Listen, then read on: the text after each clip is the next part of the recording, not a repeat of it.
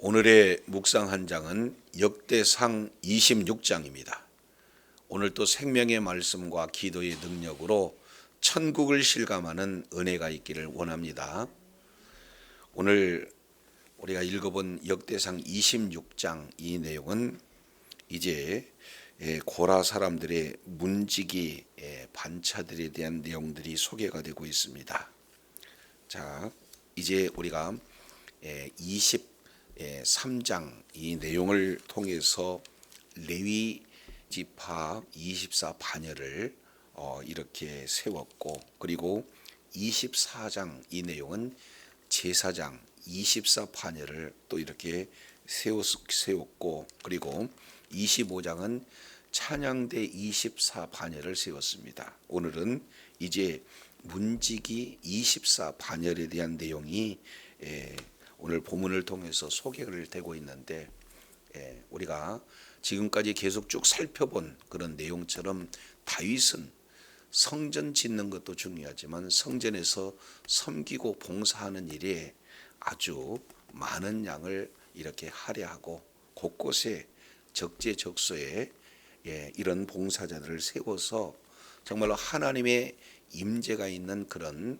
성전에서 하나님 앞에 제사를 드리고, 그리고 또 찬송을 드리는, 그리고 뿐만 아니라 이제 이 문지기를 세우는 그 일을 통해서 성전의 거룩성을 이렇게 유지하기 위해서 중점을 다했다라는 사실을 살펴볼 수가 있습니다. 자, 먼저 26장 1절부터 살펴보면은 이 고라 자손의 그런 어떤 반차로 고라 자손들의 그런 자녀들을 통해서 지금 문지기를 세우고 있는 그런 장면이 소개가 되고 있는데, 자 1절 보시겠습니다. 고라 사람들의 문지기 반들은 이러하니라. 아삽의 가문 중에 고레의 아들 물레세마의 아들인 맏아들 스가리아와 둘째 여디야엘과 셋째 스바데와 넷째 야디엘과 하면서 지금 3절까지 7제까지 이렇게 표현을 하고 있습니다. 자, 그래서 첫 번째 이 내용은 성전 문지기들의 그러한 반장들을 7명 이렇게 반차로 세우게 되죠. 그 7명의 반차는 고라 족속 중에서의 자녀들을 세우고 있는 것을 살펴볼 수가 있습니다. 자, 그러면은 이 고라 자손을 우리가 잘 아시겠지만, 고라는 모세와 그리고 아론을 대적해서 이제 하나님께 징계를 받고 죽었던 그런 반역의 무리가 아니겠습니까? 자, 이랬을 때 고라의 자손들은 아버지가 이제 잘못된 그 길을 갔는데 따라가지 않았어요. 그리고 그 자손들은 반역의 길에서 서지 않았기 때문에 그 반역한 이후에 얼마나 참혹하게 심판을 받았는가 하는 그런 어떤 내용들을 이미 알고 있는 그런 자들이에요. 그래서 마땅히 하나님 앞에 심판을 받아야 했음에도 불구하고 하나님께서는 그 자녀들을 이렇게 살려주게 되죠. 자, 우리 배경을 한번 좀 살펴보도록 하겠습니다. 민수기 16장 이 내용을 통해서 보면은 이제 모세에게 반기를 들었던 고라 일당에 대한 내용들을 16장에서 소개를 하고 있습니다. 16장 1절 레위의 증손 고핫의 손자 이스알의 아들 고라와, 그리고 르우벤 자손과 엘리압의 아들 다단과 아비람과 벨레스의 아들 온이 당을 짓고 그랬습니다. 그래서 고라, 나단, 아비람, 온 이들을 중심으로 해서 지금 당을 짓고, 이어서 2절 이 내용을 통해서 보니까 하반절에 족장 250인과 함께 일어나 모세를 거스렀다. 지금 이렇게 표현을 하고 있습니다. 결국 이제 하나님께서 세운 모세, 그리고 3절 모세와 아론을 거스려서 있는 그 상황 속에서 모세가 너희가 분수에 지나도다 하고 경고하고 있습니다. 자, 그럼에도 불구하고 이 내용들이 계속되어서 16장 15절 내용을 보니까 모세가 심히 노하면서 하나님 앞에 이렇게 기도하고 있는 그런 내용들을 소개하고 있습니다. 그래서 결국 모세가 27절 내용을 통해서 보니까 무리가 고라와 다단과 아비람의 장막 사명을 떠나고 다단과 아비람은 그 처자와 유아들과 함께 나와서 자기 장막문에 선지라. 지금 이렇게 표현을 하고 있습니다. 그래서 나단, 아비람 그리고 그의 모든 가족들은 반역의 대열에 섰지만 고라만 이렇게 반역을 하고 고라의 자녀들은 그 아버지와 함께 서지 않았다라는 내용들을 이렇게 살펴보게 됩니다. 그래서 마지막 30절 내용을 통해서 보니까 여호와께서 세일을 행하사 땅으로 입을 열어서 이 사람들과 그들의 모든 소속을 삼켜 산채로 음부에 빠지게 하옵소서 하는 내용들로 그대로 땅이 그들을 삼키게 되는 것을 볼 수가 있습니다. 그리고 250명 이 내용은 이제 16장 35절에 불이 나와서 다 소멸하는 그런 내용으로 심판이 이루어지는 것을 볼 수가 있습니다. 이제 하나님께서 세우신 그런 모세와 아론을 반역한 그 결과는 무척 참혹했다. 그리고 그곳에서 함께 하지 않았던 그 자녀들은 오늘 다윗이 그 후손들을 지금 무엇으로 세우고 있습니까? 바로 이 문지기로 지금 세우고 있는 그런 모습들을 살펴볼 수가 있어요. 여기서 하나님께서 마땅히 죽임을 받아야 했음에도 불구하고 또 이렇게 생존하게 하신 하나님의 은혜가 이제 고라 자손들에게 있게 되어지는 거죠. 그래서 문지기를 맡겨주셨을 때 감사함으로 그리고 기쁨으로 이렇게 참여할 수 있는 그런 자를 지금 다윗은 문지기로 세웠다. 이 내용들을 이렇게 살펴볼 수가 있습니다. 자, 이 내용을 훗날 시편을 통해서 기록을 하고 있어요. 우리 잠깐 시편 84편 이 내용들을 한번 살펴보도록 하겠습니다. 자, 시편 84편 표제에 고라 자손의 시 영장으로 깃딧에 맞춘 노래 이렇게 말씀을 하고 있습니다. 자, 만군의 여호와여 주의 장막이 어찌 그리 사랑스러운지요. 지금 이렇게 표현을 하고 있습니다. 고라 자손은 문지기로 성전을 이렇게 파수하고 있을 때 성전 드나드는 그런 출입하는 그런 모든 자들의 거룩성을 유지하면서 제사에 직접 드리는 그런 어떤 자리에 있지 않고 외부에 있잖아요. 자, 그러면서 그 성전을 아주 사랑스럽게 지금 이렇게 노래하고 있는 것을 볼 수가 있습니다. 그러면서 2절입니다. 내 영혼이 여호와의 궁정을 사모하고 이제 쇠약하며 내 마음과 육체가 생존하신 하나님께 부르짖습니다. 이렇게 말하고 있어요. 그래서 영혼도 마음도 육체도 전인격적으로 하나님의 궁정 바로 이 성전을 사모하는 그런 어떤 마음이 지금 소개가 되고 있는 것을 보게 됩니다. 자, 그러면서 10절 한번 보시죠. 여기에 바로 고라 자손의 마음이 고스란히 담겨져 있는 내용들을 보게 됩니다. 10절 주의 궁전에서 한 날이 다른 곳의 첫날보다 나은즉 악인의 장막에 거함보다 내 하나님 문지기로 있는 것이 좋사오니. 지금 이렇게 말씀을 하고 있습니다.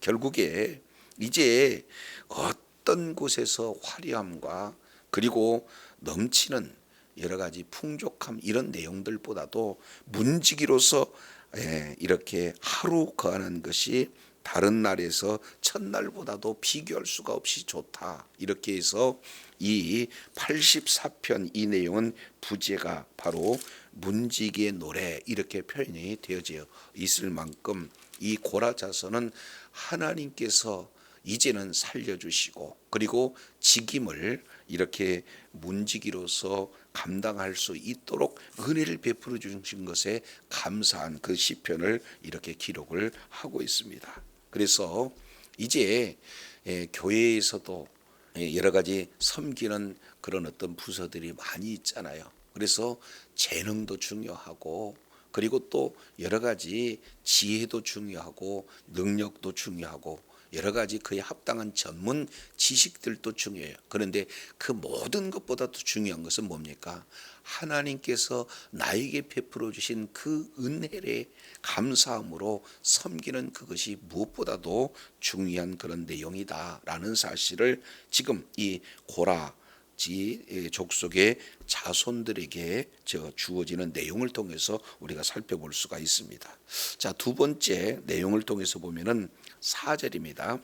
자, 이제 역대상 26장 4절 내용을 보면 오벳 에돔의 아들들은 맏아들 스마야와 이렇게 얘기해서 지금 5절 하반절 여덟 번째 부울레데니 이렇게 표현을 하고 있습니다.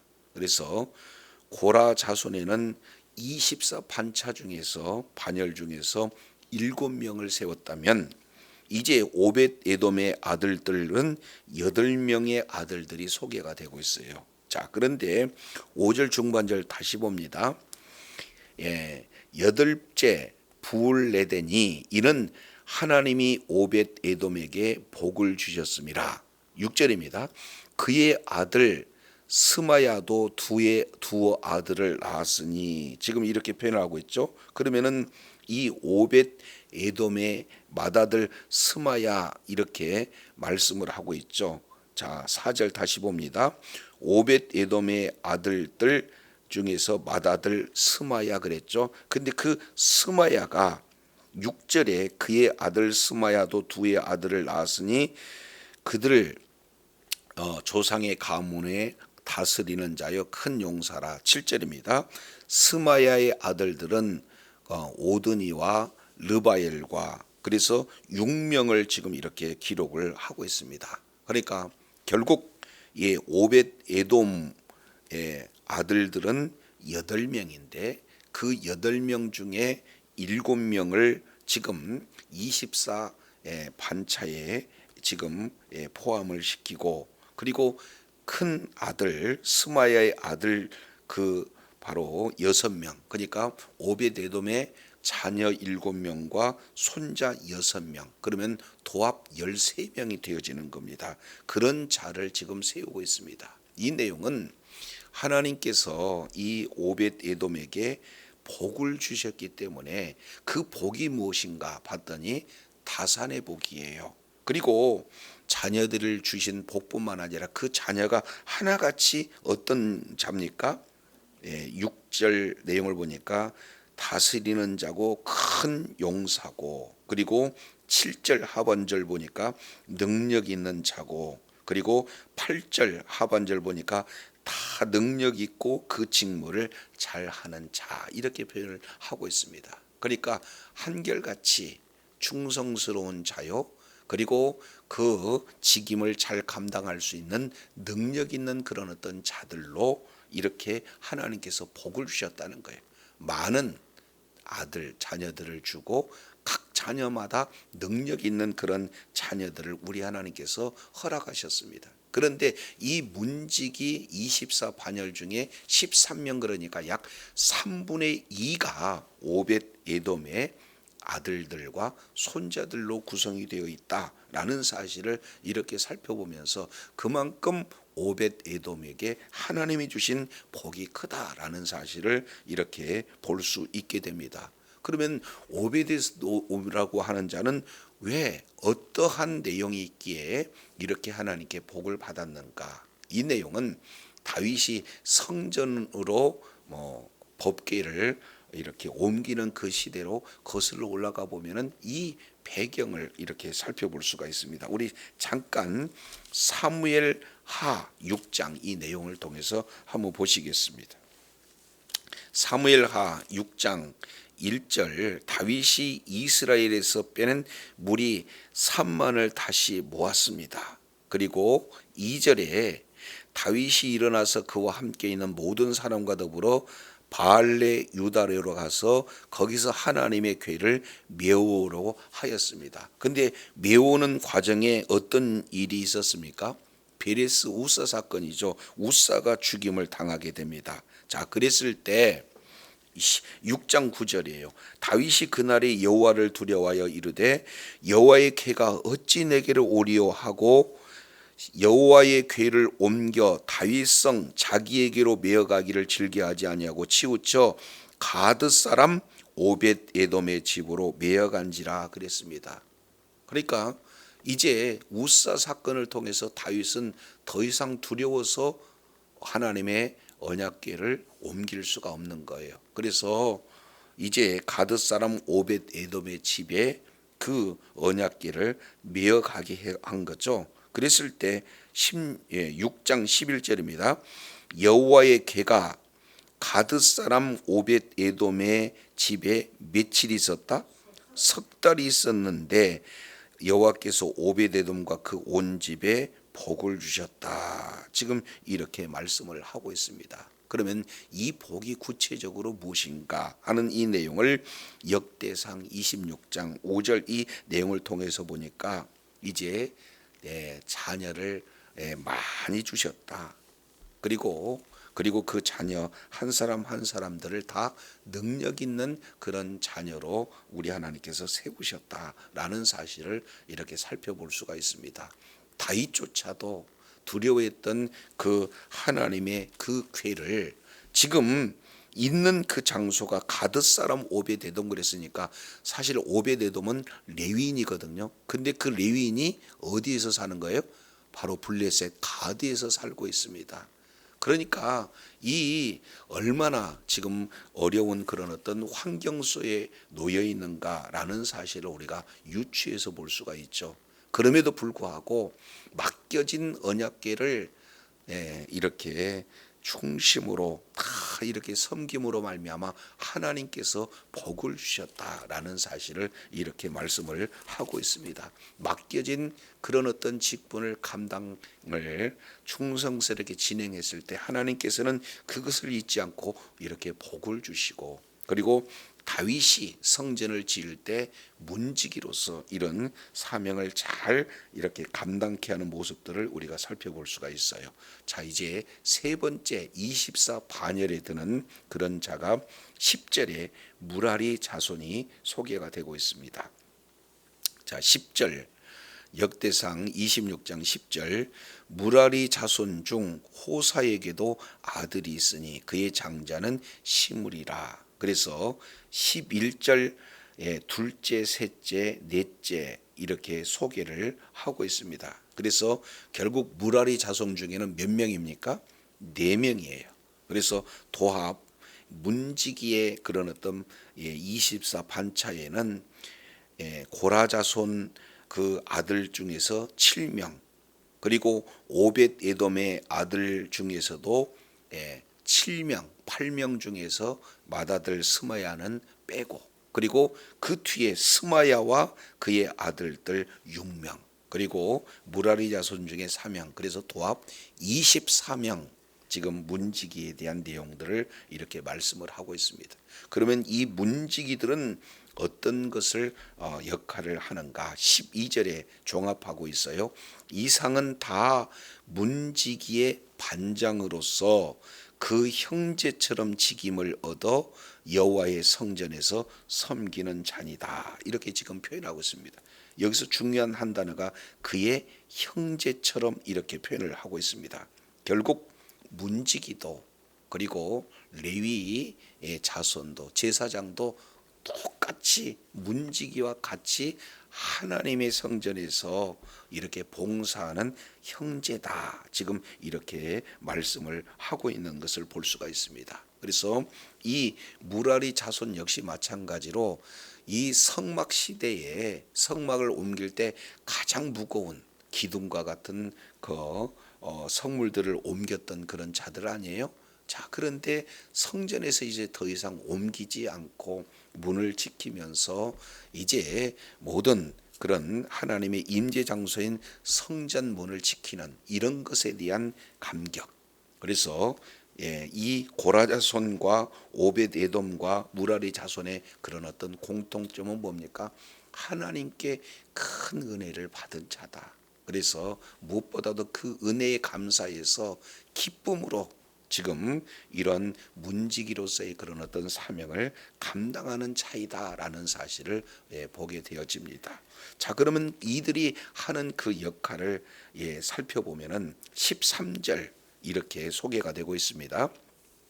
이제 13절부터 18절까지는 각각 이 구역을 이렇게 설정을 해서 사명을 감당하게 하는데 13절 기준이 있어요. 각 문을 지키기 위하여 그의 조상의 가문을 따라 대소를 막론하고 다 뭐를 뽑았다? 제비를 뽑았다. 그러니까 공정하게 지금 이 그런 직임을 선정을 하게 되는데 13절 각 문을 뭐 하기 위하여? 지키기 위하여. 그러니까 문직의 가장 첫 번째 그 해야 할 일은 각 문을 지키는 그런 일을 담당을 합니다. 그래서 성전에서 중요한 내용. 자, 지금 24 반열 이렇게 진행했는데 우리 잠깐 23장 5절 한번 보세요. 23절 5절 보면은 사천은 문지기요 사천은 찬송하는 자 그랬습니다. 그러니까 아니 문을 지키는데 몇 명이나 필요해요? 4,000명 필요합니다. 그것을 24 반열로 나누기 때문에 이 문지기들이 1년 약 한 2주간 15일 정도 이런 어떤 내용을 아주 기쁨으로 성전 문들을 지금 이렇게 출입을 지킨다. 그 출입을 지키는 것은 뭘 얘기하는 겁니까? 그 성전 하나님께서 거룩하신데 거룩하신 하나님께서 임재하신 성전 역시 마찬가지로 뭐 해야 되나요? 거룩성을 유지해야 돼요. 그래서 성전에 출입해서는 안 되는 이방인들을 이렇게 출입을 금하고 또 성전 기물들을 또 이렇게 거룩한 제사를 드리기 위해서 모든 것들을 거룩성을 유지하는데 이 문지기가 굉장히 중요한 사명을 감당했다라는 사실을 보게 됩니다. 자, 그러면은 이 문지기들 각각 있어야 할 그런 지역을 14절 15절 내용을 보면은 동쪽, 북쪽, 남쪽 그리고 16절 서쪽 그리고 각 곳간에 이제 제비를 뽑아서 당첨된 그런 내용으로 하여 16절 하반절 내용을 보니까 뭐라고 표현하고 있습니까? 이제 문 곁에 서서 서로 파수하였으니 그러니까 문지기로서 첫 번째는 파수의 기능을 지금 말씀을 하고 있습니다. 자, 그리고 20절 보시죠. 20절 이 파수뿐만 아니라 20절 이 내용을 통해서 보면 레위 사람 중에 아히야는 하나님의 전 곳간과 성물 곳간을 맡았으며 이렇게 말하고 있어요. 그러니까 결국 파수하는 그 일은 문에서 파수하는 것도 있지만 또 하나는 뭐예요? 곳간을 지키는 파수하는 그런 어떤 내용들을 살펴볼 수가 있습니다. 이 곳간도 하나님의 전 곳간과 성물 곳간으로 구분해서 이렇게 살펴볼 수 있죠. 그래서 하나님의 전 곳간 이 내용은 성물들에 대한 그런 부분들 이것을 잘 관리하는 거고 이게 성물이라고 하는 이 내용은 바로 제사를 드리기 위해서 여러 가지 제물들을 이렇게 가지고 왔을 때 그런 것들을 지키는 이런 사명들을 감당을 하게 되는 겁니다. 그러면 이 다윗 시대의 이 성전이라고 하는 이 내용은 교회에도 예배를 드리기 위해서 각각 이렇게 섬기야 할 여러 가지 부서들이 많이 있지 않겠습니까? 그래서 각각 주어지는 그런 어떤 직임을 맡는 그런 어떤 내용의 재능도 필요해요. 그리고 그에 필요한 지식도 필요합니다. 근데 무엇보다도 하나님께서 피의 값을 지불하고 나를 구원해 주셨다는 그 구원의 확신을 가진 그런 자들 한 사람 한 사람이 나 같은 자를 이렇게 하나님께서 귀하게 사랑해 주셨다라는 그런 은혜를 아는 자가 이제 각각 주어지는 그런 위치에서 섬길 때 이제 하나님께서 임재하시고 그리고 하나님께서 받으시는 그런 예배를 이렇게 드리게 되는데 최선을 다해서 봉사할 수 있는 그런 어떤 자가 되어진다라는 것을 보게 됩니다. 그래서 날마다 정말로 이렇게 한 사람 한 사람이 오늘 고라 자손 그리고 오벳 에돔의 자손 그리고 무라리 자손처럼 이제 은혜를 체험한 자로 어떻게든지 하나님 앞에 기쁨으로 오늘 시편 84편에서 노래했던 것처럼 이 궁정에서 한날이 이 어떤 날보다 비교할 수 없는 기쁨과 감격으로 하나님 앞에 섬기는 그 자세가 오늘날 우리들에게 요구되는 그런 내용입니다. 그래서 맡겨진 사명을 잘 감당할 때 정말로 기쁨으로 은혜를 체험하는 자로 감사함으로 하나님 앞에 섬기고 봉사함으로 하나님 앞에 영광 돌리는 복된 자리에 있기를 간절히 소원합니다. 기도하겠습니다. 거룩하시고 자비로우신 하나님 아버지, 오늘 이 새벽에도 주님께서 각각 고라 자손, 오벳 에돔의 자손, 무라리 자손, 바로 하나님께 은혜를 받은 자로 이제 하나님께서 임재하시는 그 성소에서 각각 주어지는 그런 이 직임들을 문지기로서 잘 감당하고 있는 내용들을 살펴보면서 이제 예수님께서 우리를 위해서 십자가에 피 흘려 죽으심으로 이렇게 구원해 주신 그 은혜를 우리가 잊지 않고 감사함으로 각각 맡겨준 찬양대로 설교자로 그리고 봉사자로 이렇게 잘 섬김으로 이제는 날마다 예배에 승리하고 하나님 앞에 영광 돌리는 복된 자리에 있게 하여 주옵소서. 감사드리며 예수님 이름으로 기도드립니다. 아멘.